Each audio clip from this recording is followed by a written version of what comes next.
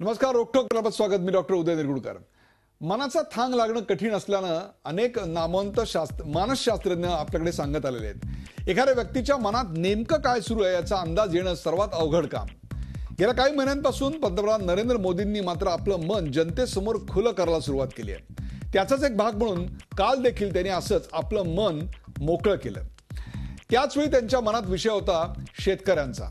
आपण शेतकऱ्यांना भूसंपादन विधेयकापासून अवकाळी पावसापर्यंत अनेक विषयांवर त्यांनी जनतेसमोर आपलं मन मोकळं केलं.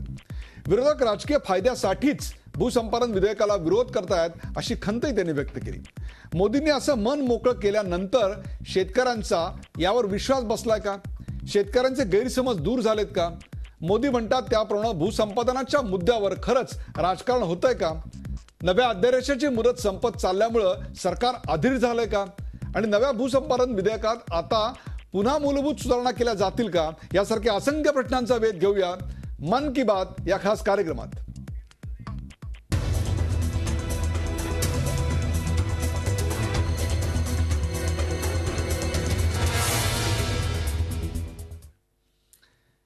मन की बात या कार्यक्रमात सुरुवातीला पाहूया या विषयावरचा एक खास रिपोर्ट. हमारा इरादा यही है कि किसानों का भला हो, किसानों के संतानों. मन की बात या कार्यक्रमातून पंतप्रधान नरेंद्र मोदींनी रविवारी बळीराजाशी संवाद साधला. तो दूर करनी चाहिए. तो हमारा एक प्रामाणिक प्रयास कमियों को दूर करना है. जो 13 योजनाओं में नहीं था उसको भी हमने जोड़ दिया है. अवकाळी पाऊस आणि गारपीटग्रस्त शेतकऱ्यांना दिलासा द्यायचा प्रयत्न यावेळी मोदींनी केला. महाराष्ट्रात गारपिटीमुळे झालेल्या नुकसानाचा उल्लेख करत त्यांनी मदतीचं आश्वासनही दिलं. एक प्रकार से महाराष्ट्र से ऊपर सभी राज्यों में ये मुसीबत आई और हर कोने में किसान परेशान हो गया.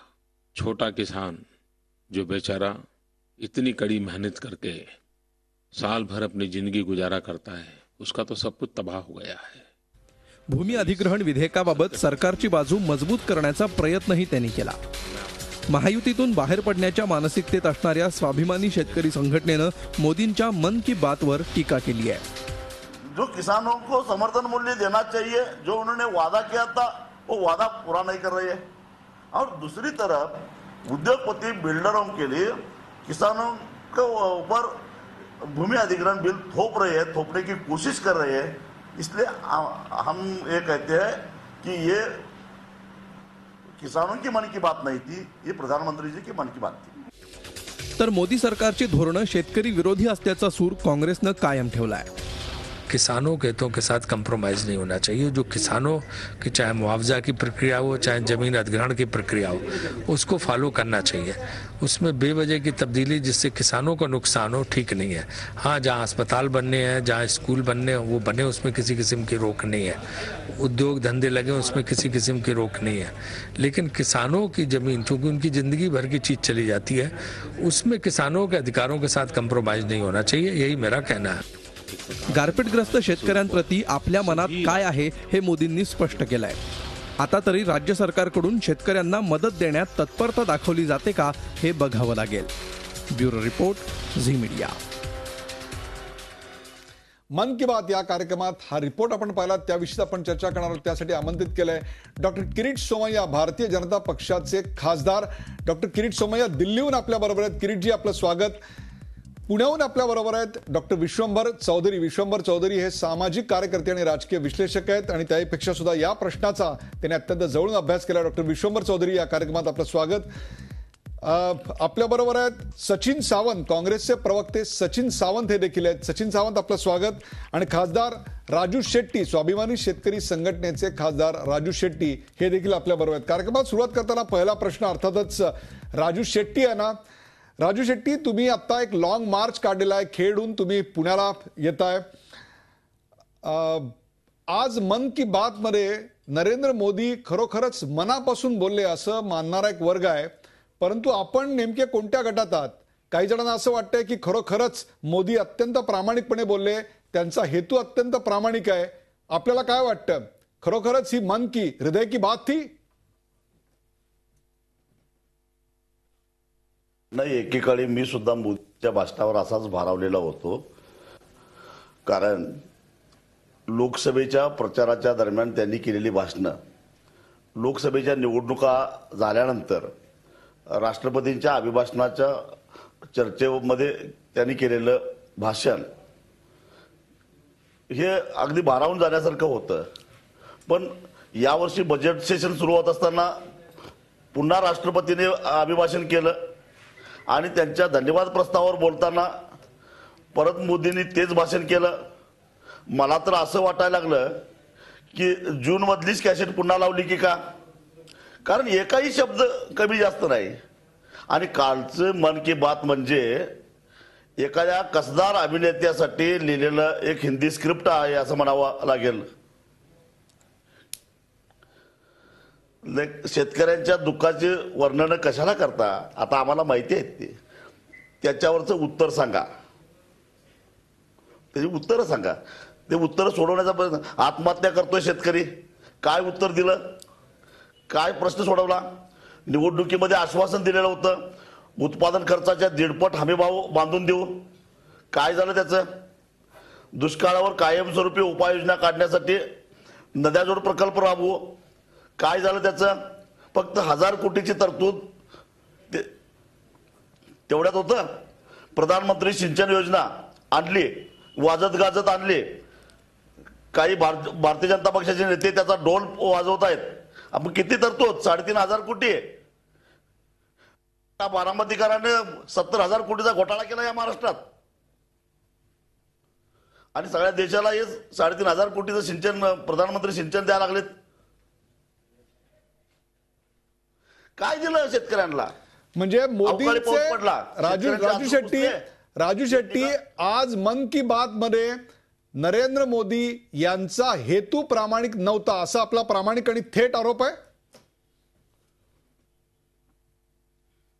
होय, कारण तुम्ही मॉरिशस मध्ये घरं बांधायला निघालाय, इथं अवकाळी पावसानं नुकसान झालेल्या शेतकऱ्यांना मदत करा, दुष्काळातल्या घोरपडलेल्या शेतकऱ्यांना मदत करा. मॉरिशस मध्ये घरं नंतर बांधता येतील. आपल्याबरोबर सचिन सावंत आहेत. सचिन सावंत, मोदींनी आज त्यांच्या मन की बात मध्ये खासगीकरणाला विरोध दर्शवलेला आहे. ही बाब दिलासादायक नाही असं वाटतं आपल्याला.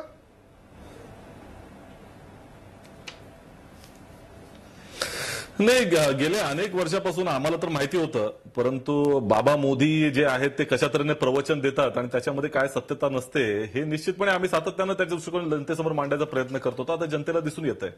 त्यांचे अगोदरचे मित्र जे आहेत त्यांची जशी प्रवचन होती, आसाराम बापू असतील, ते बाबा रामदेव बाबा वगैरे सारख्या मंडळींची, की त्यांचं बोलणं वेगळं आणि करणं वेगळं, ह्याच्यामधला जो फरक आहे तो मोदींच्या बोलण्यामधला दिसून येतो. एक लक्षात घेतलं पाहिजे.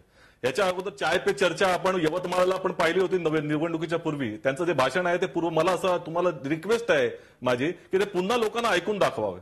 आत्महत्येच्या वरती इतक्या प्रचंड प्रमाणामध्ये त्यांनी एक अशाच तऱ्हेचं एक शेतकऱ्यांचं वर्णन केलं आणि जे प्रवचन दिलं आणि त्याच चाय पे चर्चामध्ये उपस्थित असलेल्या एका शेतकऱ्यानं आता जाऊन आत्महत्या केली. म्हणजे गेल्या 9 महिन्यामध्ये त्याला प्रवचनच मिळालेलं आहे, भाषणच मिळालेलं आहे, त्याला काही झालेलं नाही. आणि याच्या अगोदर अशाच तऱ्हेची मन की बात त्यांनी त्या ठिकाणी त्या नशेखोरीच्या संदर्भामध्ये काढली होती. एके ठिकाणी तुम्ही अकाली दलाबरोबर ज्यांच्यावरती नशेखोरीचा प्रचंड प्रमाणामध्ये प्रसार करण्याचा त्यांच्यावर आरोप होतो त्यांच्याबरोबर तुम्ही चर्चा राजकीय सत्तेमध्ये जाता आणि मग नंतर अशा तऱ्हेची प्रवचनं करता. हे नरेंद्र मोदींचं ही जी कला आहे ती अवगत कला आहे. त्यामुळे त्याच्यावरती आता जनतेचा विश्वास काही मात्र बसणार नाही असंही म्हटलं जातं की सचिन सावंत आपण मुद्द्याला धरून बोलूया. सचिन सावंत, एक मुद्दा आहे या ठिकाणी. आज नरेंद्र मोदींनी खासगीकरणाला थेट विरोध दर्शवलेला आहे की जो एक साधारणतः या सुधारणेबद्दल बोललं जात होतं, या प्रस्तावित नव्या कायद्याबद्दल बोललं जात होतं की याच्यामध्ये खासगीकरणाला बढावा मिळणार आहे. मोदींनी याला सपशेल नकार दिलेला आहे, खासगीकरणाला विरोध दर्शवलेला आहे. हे आपल्याला मान्य आहे की नाहीये सचिन सावंत? नाही, निश्चितपणे नाही. कारण दाखवायचे दात वेगळे आणि खाण्याचे दात वेगळे हे सातत्याने त्या ठिकाणी दिसले. आणि जर असं असतं तर 2013चा कायदा बदलण्याची त्या ठिकाणी जरूरतच काय लागली होती. अध्यादेश काढून बदलला गेलाय, त्याच्याकडे चर्चा केली गेलेली नाही. आणि आज जे भाषण केलं त्या भाषणामध्ये अत्यंत समोरासमोर खोटं बोललं गेलेलं आहे. त्या ठिकाणी चर्चा आलन फाननमध्ये आणले म्हणाले तो कायदा. 3 वर्ष त्या विषयावरती चर्चा झालेली आहे. तुम्ही एकमुखाने त्याला पाठिंबा दिलेला आहे. त्याच राज्यसभे आणि मध्ये आणि लोकसभेमध्ये तुमच्याच पक्षाचे नेते त्या ठिकाणी एकमुखाने पाठिंबा देत होते आणि नंतर त्या दृष्टिकोनातून सगळ्या चॅनलवरती चर्चा करत होते. हे आपण विसरू शकत नाही. अचानक असं काय बदली पॉइंट त्याच्या संदर्भातला तुमच्या मनातला संभ्रम किंवा संशय हा वारंवार यापूर्वी सुद्धा सचिन सावंत आपल्या पक्षातल्या अनेक प्रवक्त्यांनी आणि आपण देखील व्यक्त केलेला आहे. राजू शेट्टी, मला कल्पना आहे यातल्या खासगीकरणाच्या मुद्द्यावर तुम्हाला बोलवायचं आहे, पण मी तुमच्याकडे येतो. विश्वंभर चौधरी, विरोध नेमका या सुधारित तरतुदींना होतोय का नरेंद्र मोदी या व्यक्तीला होतोय? नेमकं काय वाटतंय आपल्याला? असं आहे उदयजी की नटवर्य नरेंद्रजी मोदी यांचे जे एपिसोड चाललेत मन की बातचे, त्याचा कालचा जो एपिसोड होता तो मी ऐकला आणि त्या एपिसोडमध्ये मला असं वाटलं की भाषण हे दोन अंगांनी जातं, आशय आणि अभिव्यक्ती.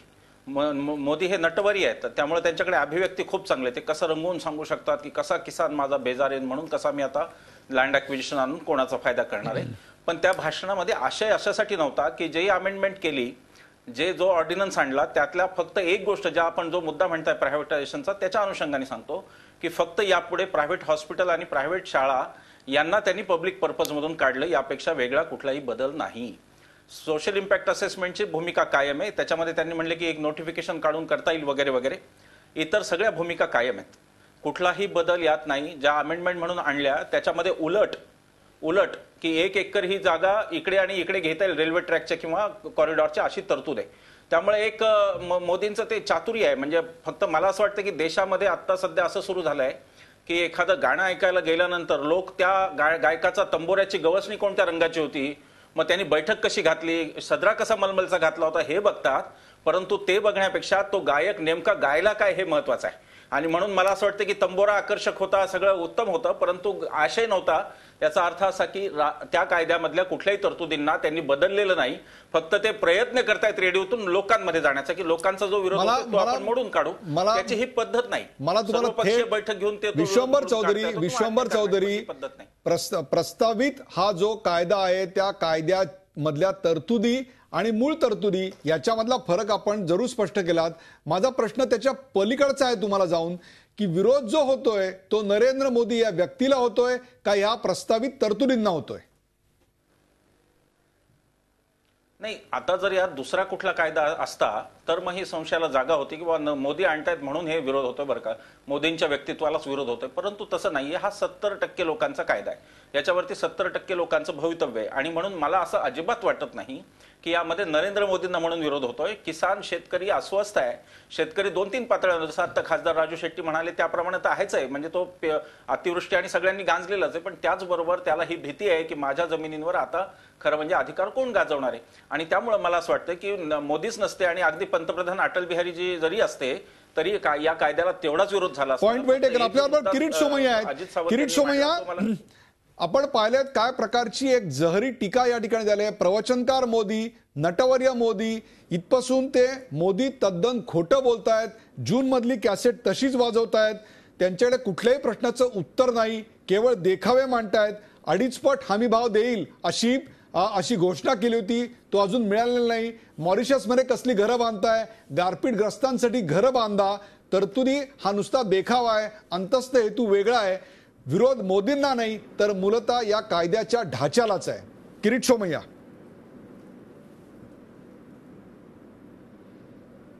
वास्तविकरित्या काय वेळी असे प्रसंग घडतात किंवा अशी कधी चर्चा होते ना तर वाईट वाटतं. अरे देशाचा पंतप्रधान आहे हो, आणि तुम्ही मी नाही, देशाच्या लोकांनी निवडून दिलंय. 10 महिने पण होत नाही अजून, आणि अशा प्रकारचे उदाहरण विशेषण मला कुणाला काही सल्ला द्यायचं नाही, पण वाटतं, निश्चित वाटतं. अरे मतभेद असू शकतात. 10 महिन्यात या देशातलं 70 वर्षाचा दुःख, रोग, या सगळ्यात मूळ नरेंद्र मोदी मोदी मोदी मोदी काय विशेषण वापरतो हो आपण. आणि कुठल्या मुद्द्यावर की जे महिना 1.5 महिना झाला की 2 महिने त्याला ह्या शेतकऱ्यांच्या संबंधी किंवा लँड एक्विजिशन ऍक्ट संबंधी एवढी विशेषण आणि मुद्दे काय आहे. काय केलं मोदींनी? He the prime minister of the country, आणि प्रधानमंत्र्यांनी आपली जबाबदारी हे निभावायचीच आहेत. त्यांनी जर शेतकऱ्यांची कधी बातचीत केली, कधी विद्यार्थ्यांची केली, कधी तुमच्या माझ्याशी केली, तर वेगळं मत तुमचं असू शकते ना. वेगळं मत मांडा. मुद्दा काय आहे? मुद्दा आहे की शेतकऱ्यांचं दुःख. हे काय मोदींनी 8 महिन्यात दुःख पैदा केलं का? त्यांनी सांगितलं ही वास्तविकता आहे. आपल्या देशातल्या शेतकऱ्यांच्या संबंधीची जी अवस्था आहे हे त्यांनी त्या आहेत. ते शेतकऱ्यांमध्ये धावतात तर हे बोलत नाही का? अरे टीका करणं, निगेटिव्ह बोलणं हे तर फार सोपं आहे. मुद्दा असा आहे, हे विधेयक, या विधेयकावर आपण अनेक वेळा चर्चा केली. लोकसभा अधिवेशनात 3 विधेयक किंवा ऑर्डिनन्सवर बातचीत चालू होती. एक होतं कोळसा, दुसरं होतं खाण आणि तिसरं होतं लँड एक्विजिशन. तिन्हीवर सरकारतर्फे, मोदीतर्फे चर्चा झाली. दुसरे 2 जे विधेयक आहेत त्यातनं सगळ्यांनी चर्चा करून सामंजस्याने लोकशाहीला अभिप्रेत अशा दृष्टीने 2 पाऊल पुढे केले. तिसऱ्या मुद्द्यांवर चर्चा चालू आहे, बातचीत चालू आहे. काहींना असं वाटतंय, काहींना तसं वाटतंय, पण हे चर्चेद्वारा मार्ग तोडवता येणार. पण त्यामुळे प्रधानमंत्र्यांच्या संबंधी काहीही बोलायचं, मला असं वाटतं की यातले जे 2-3 मुद्दे होते हे अमेंडमेंट आहे. कायदा आधी झालेला आहे आणि कायदा 100 वर्ष जे चाललं होतं, अडचण शेतकऱ्यांना नुकसान करणारा, त्या 1 मिनिट किरीटभाई, सचिन सावंत यांना टाळ्या वाजवून घेणार. सचिन सावंत यांना एक आक्षेप नोंदवायचा. सचिन सावंत बोला. नाही, मला 2 गोष्टींची आठवण करून द्यायची किरीट सोमय्या यांना, की नरेंद्र मोदी जे आदरणीय पंतप्रधान आहेत त्यांच्या मुखातून निघालेले शब्द ते तुम्हाला जर आठवत असतील, मौन मोहन सिंग कोणाला म्हटलं गेलं होतं. त्यामुळे त्यावेळेला तत्कालीन प्रधानमंत्री मनमोहन सिंग देशाचे पंतप्रधान नव्हते का? त्यामुळे आज का एक मला शेर आठवतो, तो किरीट सोमय्यांसाठी आहे, की नफरत हो जाएगी तुम्हें तुम्हारे ही किरदार से अगर मैं तुम्हारे ही अंदाज में तुमसे बात करूं. आज तुम्हाला स्वतःच्या बद्दल नफरत होते आहे, हे लक्षात घेतलं पाहिजे. कदाचित असं असावं. एक लक्षात घ्या की ज्या तऱ्हेनं तुम्ही जर म्हणताय की चर्चा साधंत्य करायची होती, तर मला असं म्हणायचंय की तो ऑर्डिनन्स आणला गेला का? त्याच्यावरती तुम्ही बिल आणू शकला असतात आणि पार्लमेंटमध्ये चर्चा केली असती. तुम्ही ऑर्डिनन्स आणायचा जो केलात तो त्या ठिकाणी संसदीय ज्या काही प्रक्रिया आहेत त्याला त्या ठिकाणी तुम्ही बाजूला सारलं होतं. त्यावेळेला तुम्हाला चर्चा करायची आठवण नव्हती झाली. आणि आज तुम्ही सर म्हणताय की किसानांच्या संदर्भामध्ये या देशामधले 70% जर शेतकऱ्याचा प्रश्न, त्यांच्या जीवनाचा प्रश्न असेल तर तुमच्याशी तशाच भाषेमध्ये भांडायला तयार होईल शेतकरी. त्याच्यासाठी भांडू नये. किरीट सोमय्या उत्तर द्या. किरीटजी उत्तर द्या. हा आता मुद्दा हाच आहे. मला सचिनचा हा मुद्दा मान्य आहे की 70% असो की आणखीन ज्या 2 कंडिशन आहेत त्याच्याबद्दल सांगितलं ना सरकारने काय सांगितलं, हे जे 2 मुद्दे आहेत याच्यावर आपल्यामध्ये वेगवेगळी मत आहेत. आपल्यामध्ये म्हणजे नरेंद्र मोदी आणि सचिन सावंत नाही, संसदीय लोकतंत्रात काही मुख्यमंत्र्यांना असं वाटतंय, काही मंत्र्यांना असं वाटतंय, खासदारांना असं वाटतं की म्हणजे आमदारांना किंवा शेतकऱ्यांच्या नेत्यांना. म्हणून त्यांनी सांगितलं मी राज्य सरकारवर सोडवतो. कारण की राज्यांच्या मुख्यमंत्र्यांच्या बैठकीत हे मुद्दे आले. मला सांगा यात लोकतंत्रात काय वाईट झालं? आणि समजा त्यात पण आपल्याला असं वाटलं की नाही आम्हाला मान्य नाहीये, त्यांनी सांगितलं राज्यांनी ठरवावं. ओ दादा मी सांगतोय ना, विधानसभेने ठरवावं, राज्यांनी ठरवावं असं त्यांनी म्हटलं की नाही. काही राज्य असं म्हणतात आम्हाला हे बदल हवा आहेत आणि काही राज्य म्हणतात की हे बदल नको आहे, तर राज्यांनी ठरवावं. वेळ मी सचिन सावंत आणि किरीट सोमय्या दोघांना सांगतो की वेळ एका ब्रेक झालेली आहे.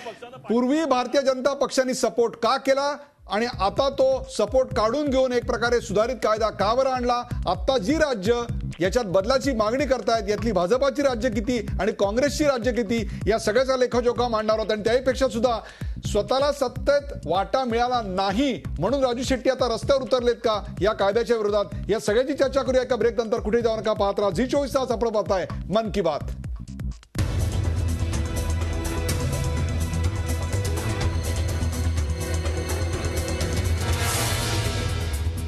मन की बात मध्ये आपल्याबरोबर स्वाभिमानी शेतकरी संघटनेचे खासदार राजू शेट्टी आहेत. राजू शेट्टी, लोकसभेला तुम्ही ज्या पक्षाबरोबर होता त्या पक्षानं सत्तेमध्ये तुम्हाला विधानसभा विधानसभेत यश मिळाल्यानंतर वाटा मिळाला दिला नाही म्हणून तुम्ही आज या भूसंपादन कायद्याच्या विरोधात रस्त्यावर उतरलायत असा एक समज निर्माण करून दिला गेलाय. त्याविषयी काय सांगाल? राजू शेट्टी खरोखरच सत्तेसाठी आता रस्त्यावर उतरलेत का? काही कारण नाही. मी तुम्हाला आत्ताच सांगतो, उद्या जरी त्यांनी सत्तेचा वाटा दिला तरी सुद्धा या भूमिकेशी मी ठाम राहणार आहे. आम्हाला जवळ ठेवायचं काय नाही ते त्यांनी ठरवावं. परंतु ते जर का चुकीचं करणार असतील तर जेवढं त्यांच्यावर प्रेम केलं, जेवढा त्यांना पाठिंबा दिला, मागचं सरकार पराभूत करण्यासाठी जेवढा आटापिटी केला त्याच्यापेक्षा जास्त यांना पराभूत करण्यासाठी आम्ही प्रयत्न केल्याशिवाय राहणार नाही.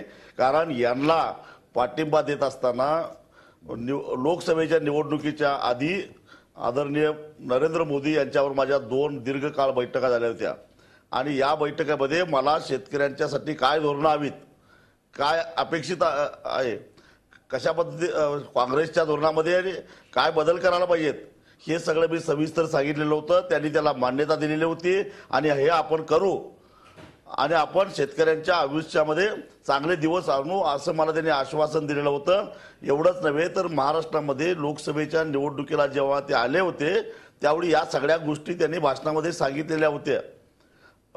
उत्पादन खर्चाच्या 1.5 हमीभाव, नद्याजोड प्रकल्प, पडणारा पावसाचा थेंब थेंब जमिनीमध्ये जिरवायचा, निसर्गापासून शेतकऱ्याला संरक्षण देणारी आपण किरीट सोमय्यांचं उत्तर घेऊया. ही आश्वासनं त्यांनी दिलेली होती. किरीट सोमय्या, त्यांचा विरोध आहे, त्या विरोधाला एक साखळी शृंखला मला दिसते. केवळ भूसंपादनाच्या कायद्याचा हा विरोध इथे स्पष्ट होत नाहीये, तर जी आश्वासनं सभांच्या मधून दिली गेली होती त्या आश्वासनांची पूर्ती झाली नाही याची सुद्धा देखील पार्श्वभूमी आहे. म्हणजे भूसंपादन हे एक तात्कालिक कारण झालं की ज्याच्याकरता राजू शेट्टी रस्त्यावर उतरत असं ते म्हणतात आणि ते म्हणतात की ज्या ताकदीनं आता काँग्रेसला उतरवलं त्याच्या दुप्पट ताकदीनं तुमच्या विरोधात उभे राहू. काय सांगाल किरीट सोमय्या? मला असं वाटतं कुणाचा विरोधात आणि कुणाचा समर्थनाचा प्रश्न नाही आहे. समर्थन आपल्याला व्यक्तीचा करण्याचा प्रश्नच उद्भवत नाही. समर्थन करायचं आहे शेतकऱ्यांची स्थिती सुधारायची आहे, त्याचं समर्थन करायचं आहे. आणि समर्थन करताना मी फक्त एकच विनंती केली की आपण सगळ्यांनी समर्थन करताना अधिक चांगलं व्हावं हे बोलताना कुठेतरी आता काय मोरेशियसलं आणि हे शेतकऱ्यांचं हे जे जोडतोड करायचा प्रयत्न झाला ना त्याचं मला वाईट वाटलं. हो, देश आहे, देश चालवताना सगळ्या गोष्टी एकाच वेळी चालवावे लागतात. म्हणून याचं दुःख कमी आणि त्याचं दुःख जास्त हा प्रश्न नाहीये. शेतकऱ्यांचं दुःख अवस्था गेल्या अनेक वर्षामुळे जे झालेली आहेत त्याबद्दल सगळे सहमत आहेत.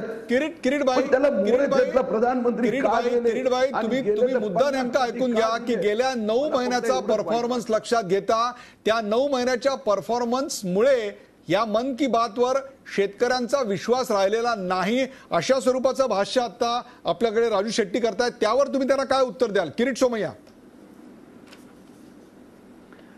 मी मान्य केलं ना की राजू शेट्टी काही कारणास्तव मग कदाचित ते शेतकऱ्यांच्या संबंधित त्यांना वाटलं असेल की एवढं केलं पाहिजे पण एवढं नाही झालं. दुःख वाटलं असू शकते ना, कोण नाही म्हणतंय. कुठलं कारण, किती कारण, काय आता सरकार काय काय करते याच्या संबंधी पण डॉक्टर उदय निरगुडकरांनी अनेक वेळा वाद संवाद केलेले आहेत. बजेट ज्यावेळी आलं त्यावेळी बजेटवर पण केलं, त्यावेळी शेतकऱ्यांसाठी कोणती भूमिका आणि कोणती योजना हे सगळं पण झालं. परत निरगुडकरांनी परत त्याच्यावर वेगळा संवाद ठेवावा, परत आपण चर्चा करू. आता तरी राजू शेट्टी तुमचं समाधान झालंय का त्यांच्या उत्तरावरून? त्याच्यासाठी काय केलं हे सांगा. नाही उदयजी बोला. 9 महिन्यामध्ये यांच्या सरकारनं शेतकऱ्यांच्यासाठी काय केलं? सचिन सावंत बोला. आमचा प्रश्न सोडवायचा राहिला, आमच्या जमिनी काढून घ्या लागली. या 9 महिन्यामध्ये काय काय केलं ते मी सांगतो. पहिली गोष्ट काय केलं? शेतकऱ्यांच्या मॉरिशसला घरं बांधली. दुसरं शेतकऱ्यांच्या भावनांची खेळ केला. ऐका राजूजी, आज महाराष्ट्रातली परिस्थिती पाहिली आणि तुम्हाला आज सांगतो ते 6,000 देणार, आज 4,000 मिळता मारामार झाला, त्याही पेक्षा खर्ची अवस्था आली, धान्याला भाव नाही, अवकाळी पाऊस असेल, सगळ्या बाबतीमध्ये शेतकरी कोसळलाय. एक मिनिट तुम्ही 1.5 पटीचं सांगितलं होतं. म्हणजे मला तुम्ही काही साधू संत नाही आहे. नाही, मला विचारलं 9 महिन्यामध्ये काय केलं. तुम्ही आणि तुमचा पक्ष काही साधू संतांचा पक्ष नाही. आम्हाला माहित आहे तुम्ही किती घोटाळे केले, तुम्ही काय भानगडी केल्यात आणि म्हणून तुम्ही आम्हाला सांगण्याची असायची गरज नाही.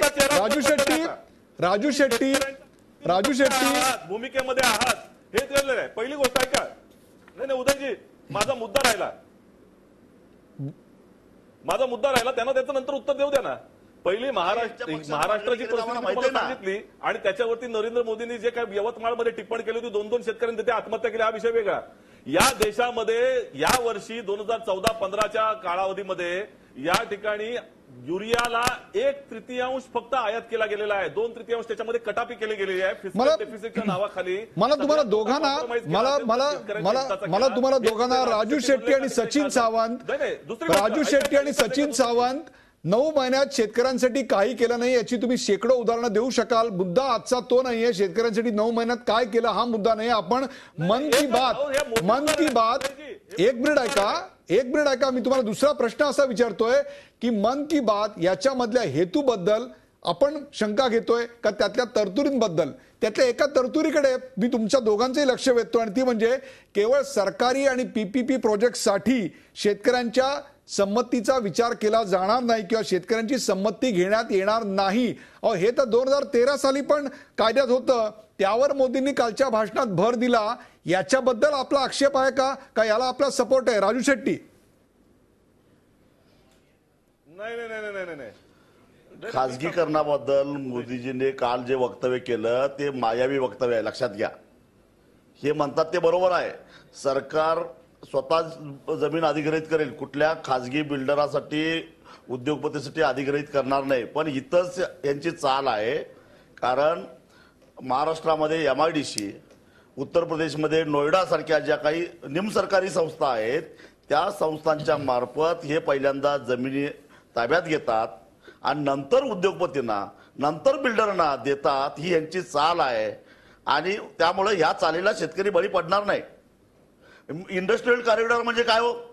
पुणे ते दिल्ली, मुंबई ते दिल्ली 1700 किलोमीटर लांबी आहे आणि 1 किलोमीटर या बाजूला 1 किलोमीटर त्या बाजूला म्हणजे 3400 चौरस किलोमीटर जमीन ही इंडस्ट्रियल कॉरिडॉरसाठी घेणार आहेत. ते काय सरकार उद्योग उभा करणार आहे का? तिथं कुणाचे उद्योग येणार आहेत? अदानीचे येणार आहेत, अंबानीचे येणार आहेत का आणखीन कोणाचे येणार आहेत? आणि या लोकांना उद्योगधंदे उभा करायचे असतील तर खुलेपणानं शेतकऱ्यांच्याकडे जा ना. तुम्हाला शेतकऱ्यांची भीती का वाटते? शेतकऱ्यांच्यावर चर्चा करा आणि जमिनी घ्या. कायद्याचा आधार घेऊन शेतकऱ्यांच्या जमिनी का लुटता हा खरा सवाल आहे. राजू शेट्टी, मला तुम्ही कायद्याचं आता म्हणताय, मला फक्त एका गोष्टीचं स्पष्टीकरण तुमच्यासारख्या तज्ञाकडनं हवं आहे की या कायद्यामुळे कुठल्या घटनात्मक तरतुदीला धोका पोहोचला असं आपल्याला वाटतं? ती घटनात्मक तरतूद सांगा, म्हणजे आपण किरीट सोमय्यांचं उत्तर त्याच्यावर घेऊ. कुठली घटनात्मक तरतुदीचा भंग झाला? नाही, हे जे काय बिलाचं समर्थन करतायत ते वरवरनं समर्थन करतायत, दुसरं भाषण करतायत. मगाशी विश्वंभरजींनी सांगितलं त्या पद्धतीनं कुठल्याही क्लॉज मध्ये यांनी काही बदल केलेला नाही, फक्त भाषणात सांगतात. आणि यांचे सगळे कार्यकर्ते आंधळे भक्त म्हणतात मोदीजीने असं सांगितलंय, मोदीजी तसं सांगितलंय, 2000 रुपये पेन्शन मिळणार आहे. अरे कुठं नमूद केलं ते सांगा ना आम्हाला. किरीट सोमय्या सांगा, किरीट सोमय्या त्यांच्या प्रश्नाला थेट उत्तर द्या. 2000 रुपये पेन्शन मिळणार आहे कुठे लिहिलंय? किरीट सोमय्या.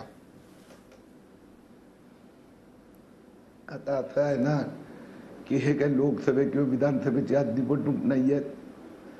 आपल्याला विधिमंडळात आणि लोकसभे आणि कायदा बनवण्याची भाषा करायची. काय वो उदाहरण देतो जसं मोरेचे तसं एक आणखीन उदाहरण की दोन्ही बाजूला 1-1 किलोमीटर 1700 किलोमीटर या बाजूला आणि 1700 किलोमीटर या बाजूला 3400 स्क्वेअर किलोमीटर जागा सरकार घेणार. अरे माई बाप, काय थोडं पण आर्ग्युमेंट करताना थोडं तर आपण लॉजिक विचार करावा. अवघे ते सगळ्या किलोमीटर सगळेच काय इंडस्ट्रियल कॉरिडॉर होणार आहे का? रेल्वे साठी जमीन लागणार, आणि तो ज्यावेळी पातून इंडस्ट्रियल कॉरिडॉरची घोषणा झाली, हे तुम्ही मी सगळ्यांनी मिळून केली आहे, सचिन सावंतच्या पक्षाने पण केलेली आहेत. आणि तिथे काही ठिकाणी की जिथे इंडस्ट्रियल कॉरिडॉर म्हणजे इंडस्ट्रियल इस्टेट किंवा करायचं असेल त्या ठिकाणी मॅक्झिमम 1 किलोमीटर कुणाला मिळतात, एवढी जमीन कोण कुठून घेऊन करणार आहे. तसंच दुसरी गोष्ट, म्हणून हे काय उदाहरण आहे का शेतकऱ्यांना?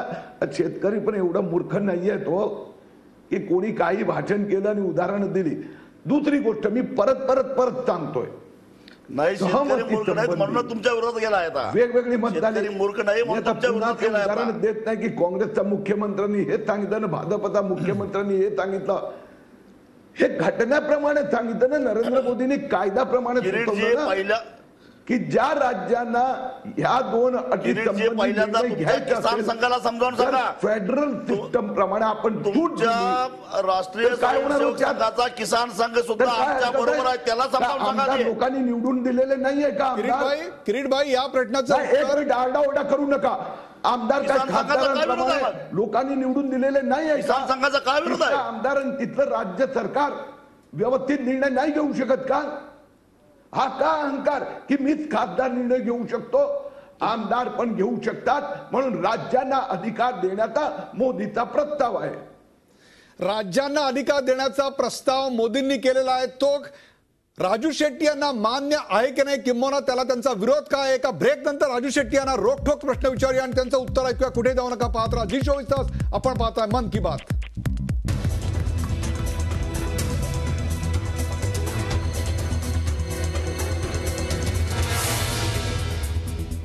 मन की बात मध्ये आपलं पुन्हा एकदा स्वागत. आपल्या बरोबर राजू शेट्टी आहेत. राजू शेट्टी, मगाशी मी तुम्हाला एक स्पेसिफिक प्रश्न विचारला होता, त्या प्रश्नाचं उत्तर मला थोडक्यात द्या की या प्रस्तावित कायद्यामुळे नेमके कोणते घटनात्मक तरतुदींना भंग होतोय याचं स्पष्टीकरण महाराष्ट्राला येऊ द्या. एक तर यांची लबाडी बघा, बाकी सगळे कायदे हे करतात आणि शेतकऱ्यांना चौपट भरपाई देण्याचा जो मुद्दा आहे तो निर्णय मात्र राज्य सरकारवर सोपवला.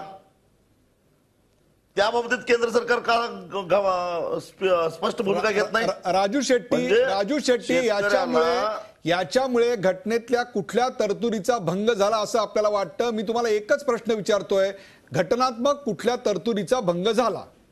एक तर घटनात्मक तरतूद अशी आहे, एक तर जमीन आणि जमीन अधिग्रहण हा राज्याचा विषय असताना केंद्रानं कायदा केलाच का? आणि केला तर मग तो सर्व कश का नाही केला?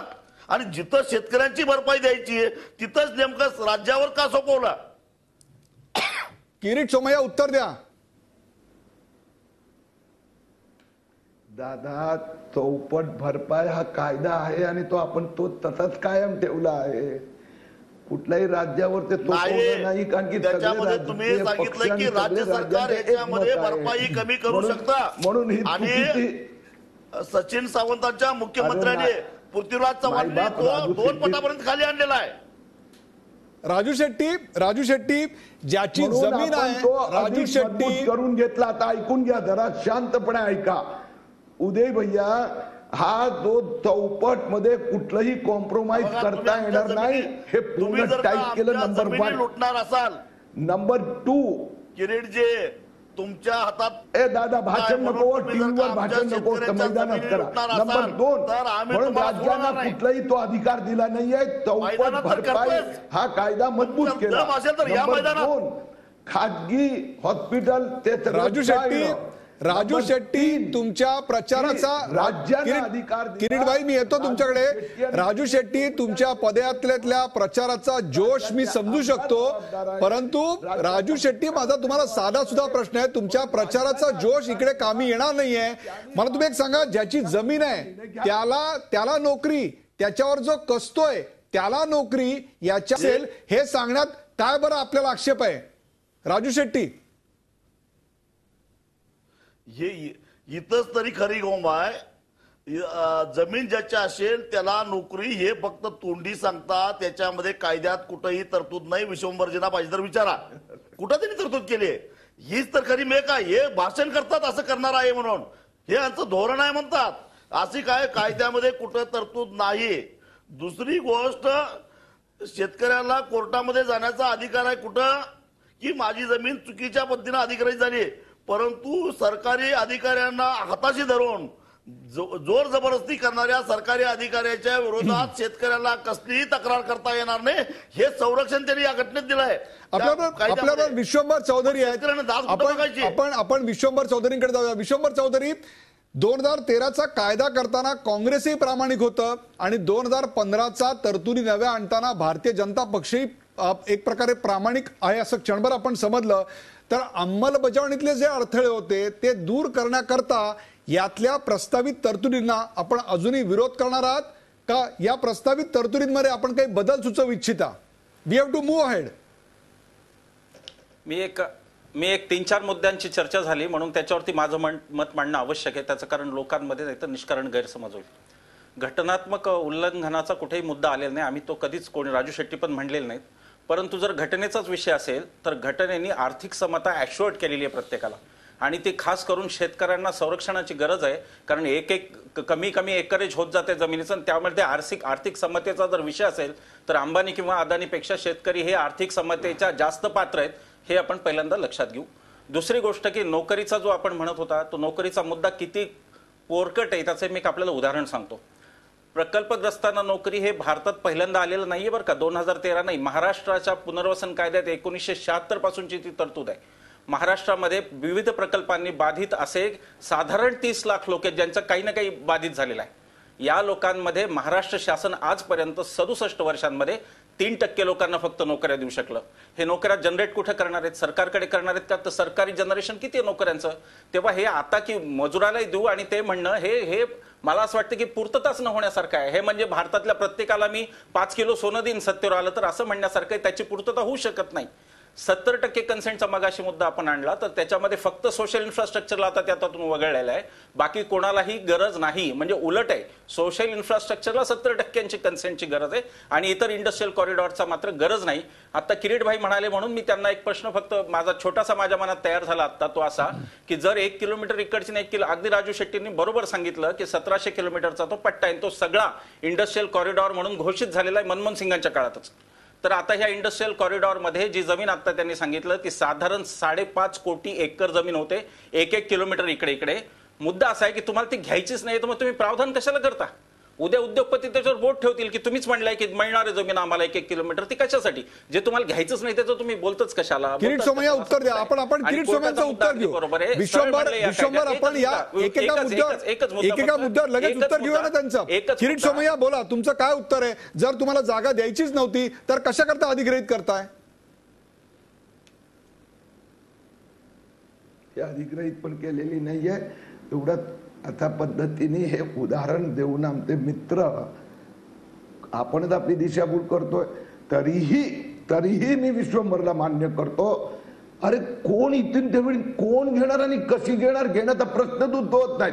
पण तरी त्या बाबतीत समजा विश्वंभरला असं हवं असेल, विश्वंभर म्हणजे शेतकऱ्यांना की बाबा कुठल्या प्रकारे कुठे किती जागा सरकार गरज पडली तर त्याच्या संबंधी जर असं कुठेतरी गैरसमज होत असेल की दोन्ही बाजूला 34 एकर तर त्याबद्दल पण मी निश्चितपणे आम्ही सरकारला सांगू अधिक सुस्पष्टता करायला हरकत नाही.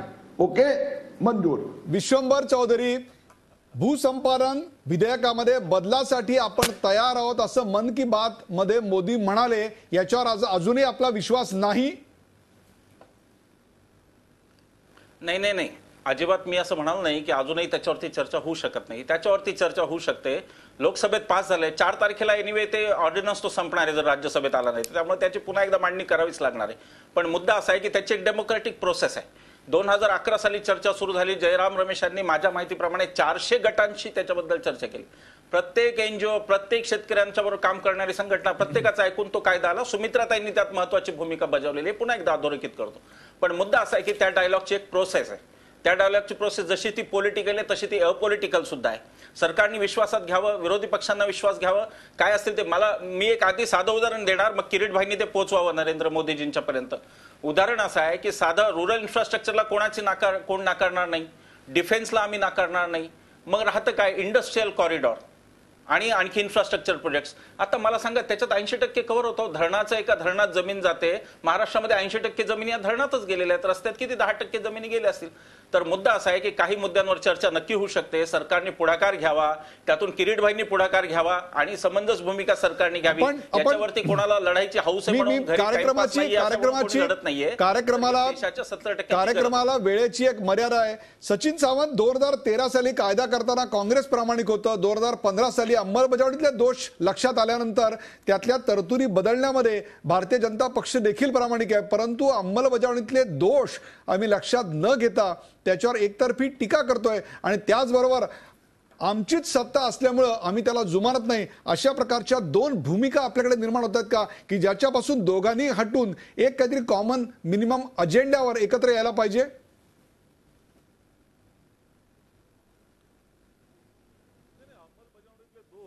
हा भारतीय जनता पक्षाचा विषय आहे.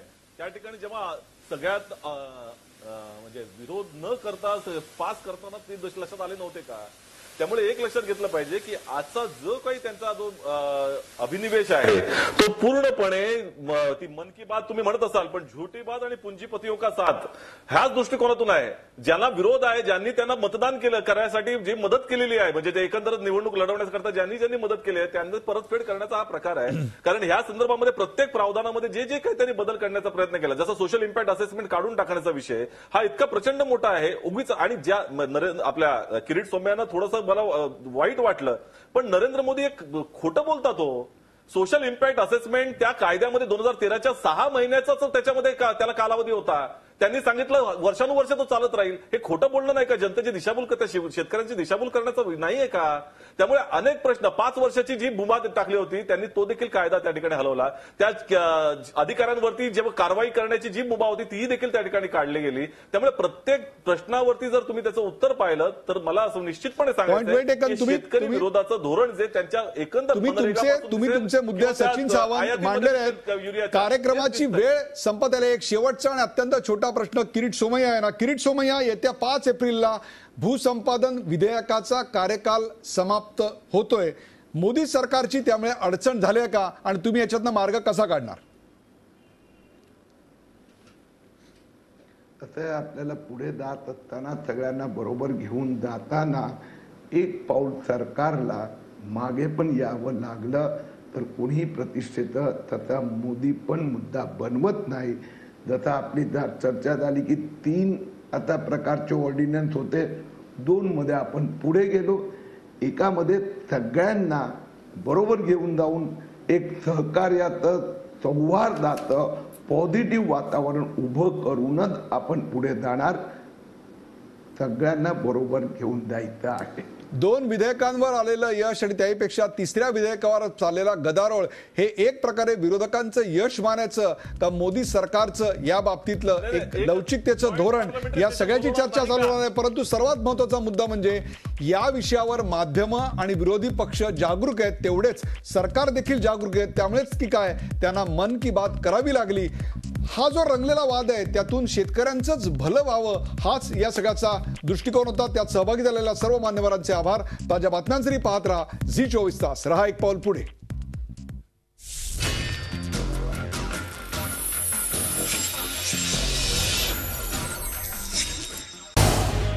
झी24 तास रहा एक पाऊल पुढे.